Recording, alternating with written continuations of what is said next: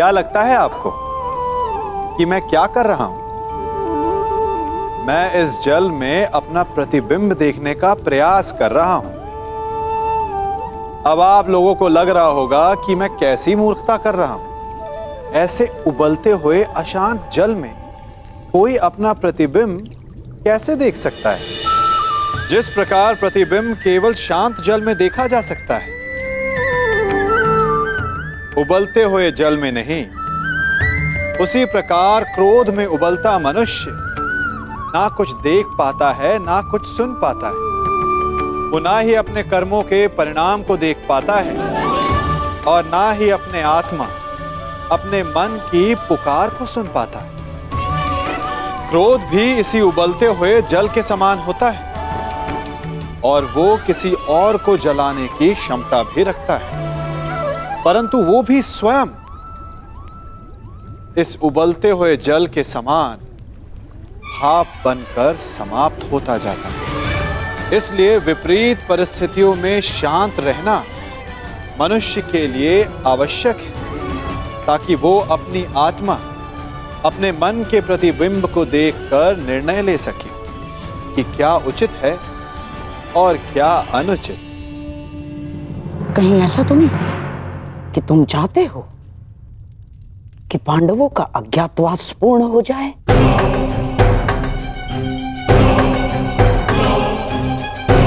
हैं? आपको कोई बात समझ में आती भी है या नहीं?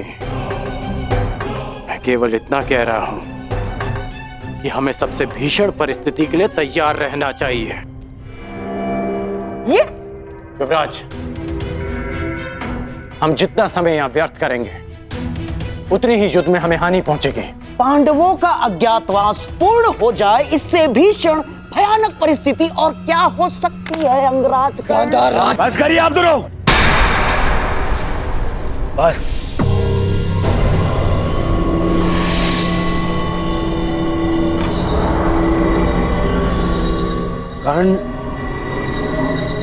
कर्ण ठीक कह रहा है। क्या? मामाश्री,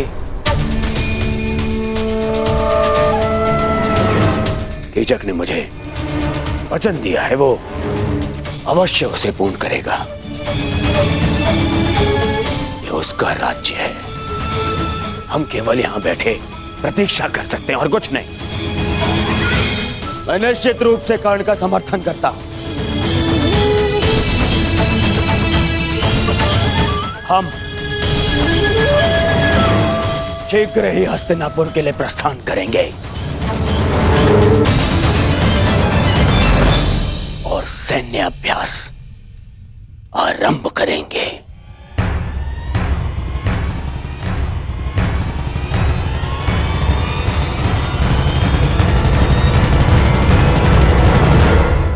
आज रात्रि चंद्र ग्रहण है और इस अंधेरी रात में मैं यज्ञ सेनी के रूप के प्रकाश में स्नान करना चाहता हूं।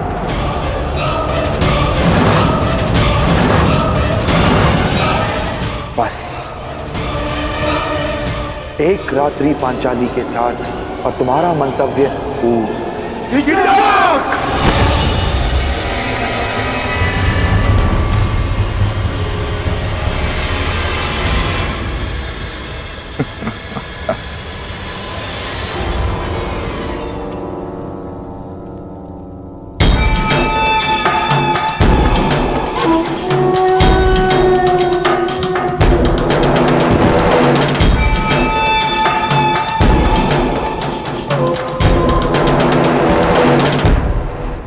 क्रोधित क्यों होते हो? और वैसे भी पांचाली के पास अक्षत यौवन का वरदान प्राप्त है।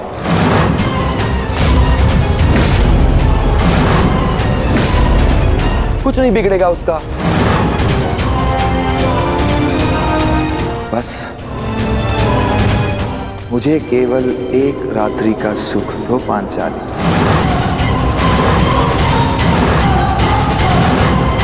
मैं इन सब का भेद रहने दूंगा।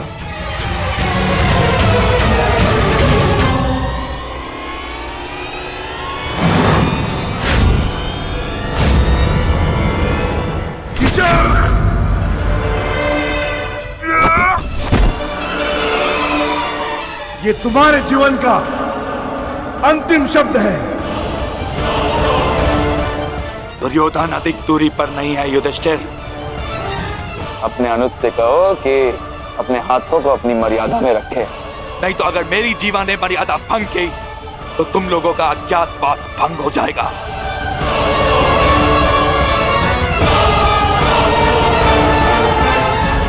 नहीं भीम,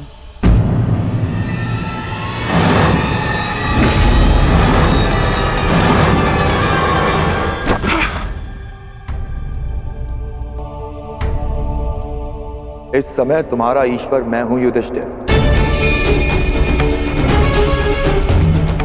तुमको जीवन देने या नष्ट करने की शक्ति केवल मेरे पास है। एक बात बता दूं पांचाली, मुझे प्रेम में विरोध आता है, परंतु प्रेयसी की प्रतीक्षा मुझे रुष्ट कर देती है। समय पर आओगी तो सबका समय ठीक रहेगा।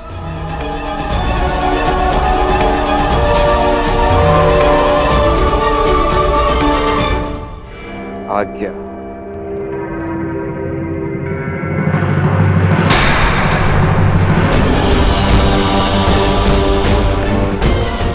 प्रणाम जयेष्ठ गंधर्व।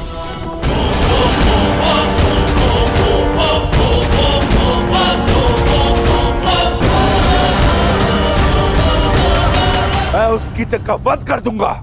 शांत अनुज। उसने हमारे मुख पर पांचाली को घृणित प्रस्ताव दिया है और आप कह रहे हैं कि मैं शांत हो जाऊं? क्या इस वनवास ने हम सबको नपुंसक बना दिया है?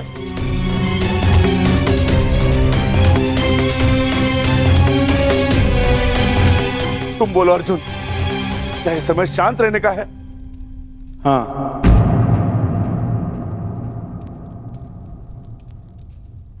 मैं ज्येष्ठ भ्राता श्री से सहमत हूं।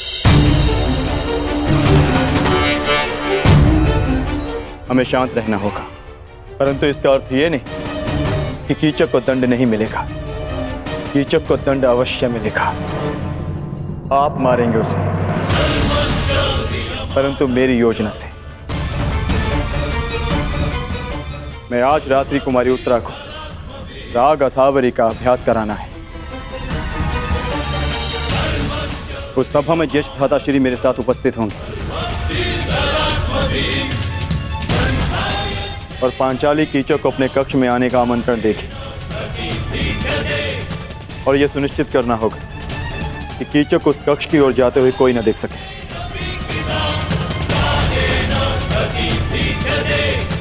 कीचक पांचाली के कक्ष में प्रवेश करेगा, परंतु उसे ज्ञात भी नहीं होगा कि वहां पांचाली नहीं,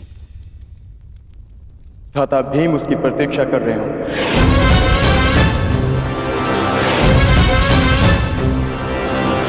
मैं सुनिश्चित करूंगा कि कीचक के चीत्कार मेरे पुखावज की ध्वनि में किसी को सुनाई न दे और ज्येष्ठ भ्राता श्री ये निश्चित करेंगे कि जिस समय कीचक का वध हो रहा हो उस कक्ष की ओर कोई न जा सके, ताकि भ्राता भीम अपना कार्य पूर्ण करके वहां से निकल सके।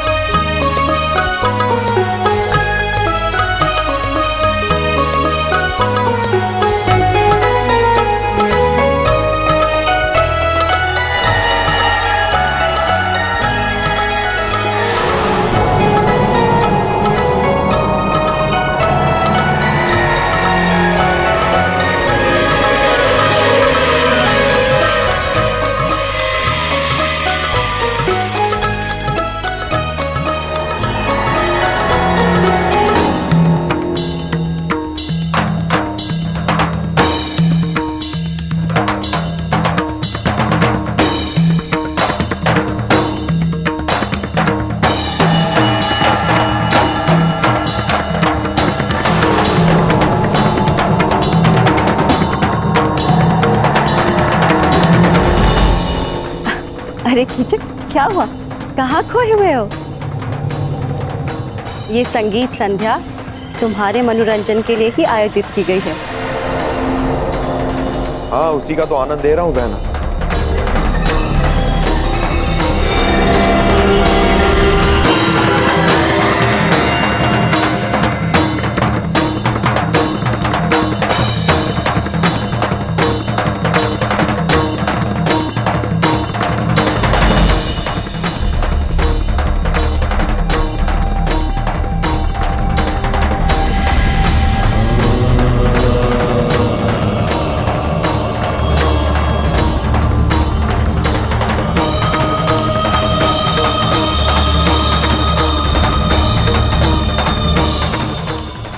आई क्यों नहीं पांचाली?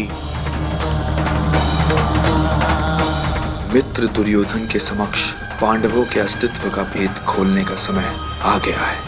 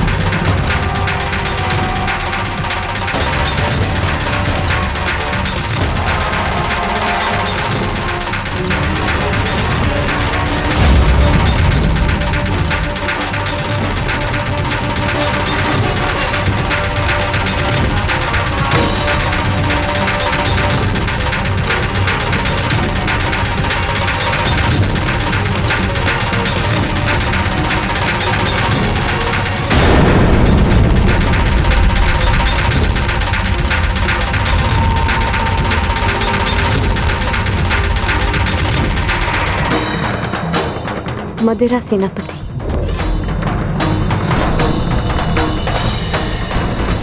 मुझे आपका प्रस्ताव स्वीकार है।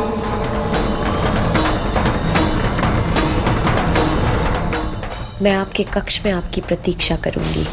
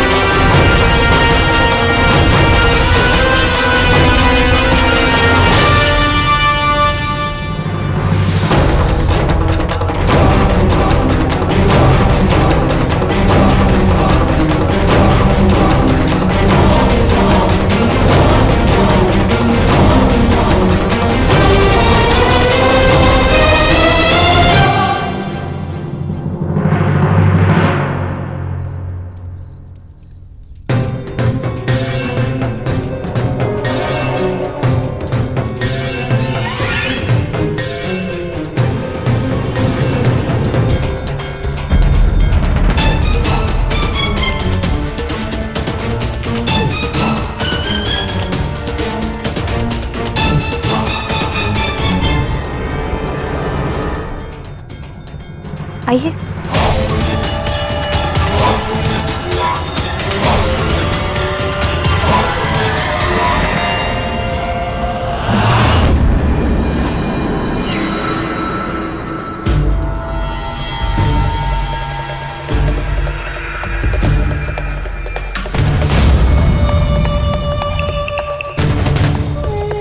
क्या हुआ?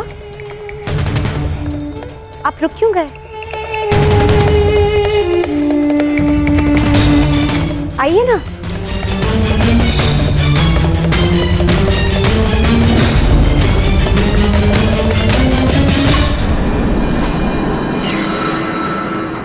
जिस सैरंध्री ने मेरे घूंघट उठाने पर इतना कड़ा प्रतिरोध किया था, वो मेरे साथ रात्रिवास के लिए इतना शीघ्र कैसे मान गई?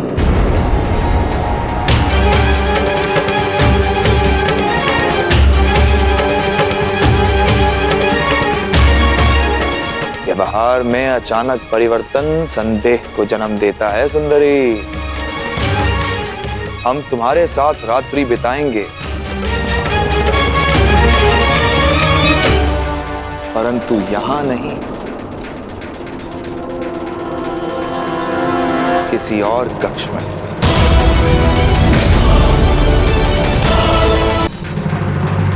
अरे क्या हुआ? रात्रि ही तो बितानी है, किसी और कक्ष में क्या अंतर है?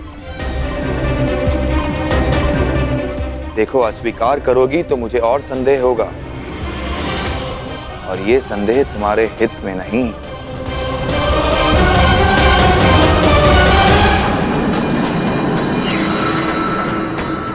स्वीकार है।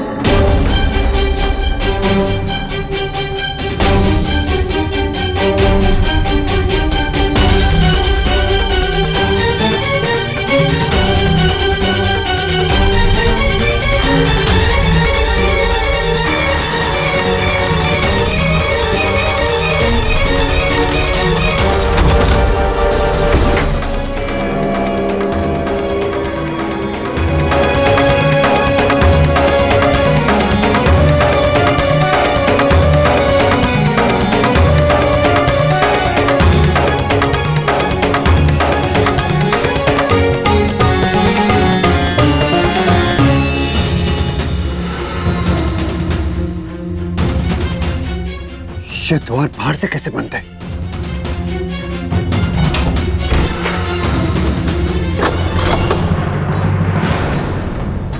भीम, पांचाली कहाँ है? कीचक को कुछ संदेह हो गया है, वो पांचाली को लेकर कहीं और गया है। कहाँ ले जा सकता है वो पांचाली को? वहां जहां हमारे बीच कोई विघ्न न डाल सके, महाराज के कक्ष में। महाराज वहां संगीत का आनंद ले रहे हैं और यहां आने का साहस किसी में है नहीं, तुम्हारे 5 पतियों में भी नहीं, क्योंकि मेरे सैनिक उन पर दृष्टि रखे हुए हैं। वो यहां आए, दुर्योधन तक सूचना पहुंच जाएगी। क्या है ना कि अपने शत्रु से 4 पग आगे रहना कीचक का स्वभाव है।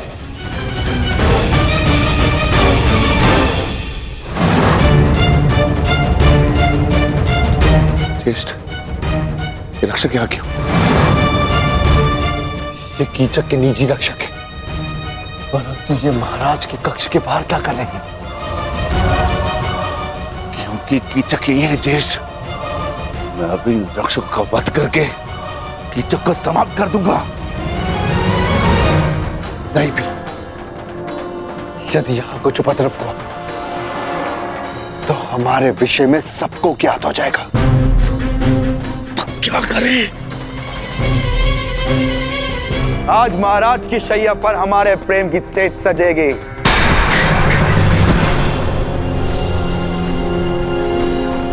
अब वही घूंघट डालकर बैठो जो उस दिन तुमने उठाने नहीं दिया था। सैनिकों, सावधान रहना और किसी को भीतर मत आने देना, किसी को भी नहीं।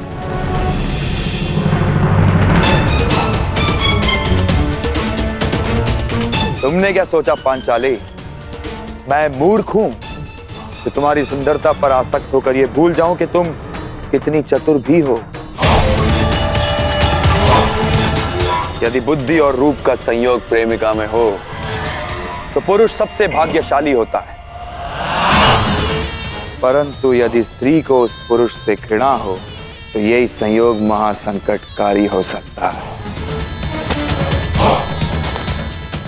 और तुम तो मुझसे कितनी घृणा करती हो यह मैं तुम्हारी आंखों में देख चुका हूं सुंदरी।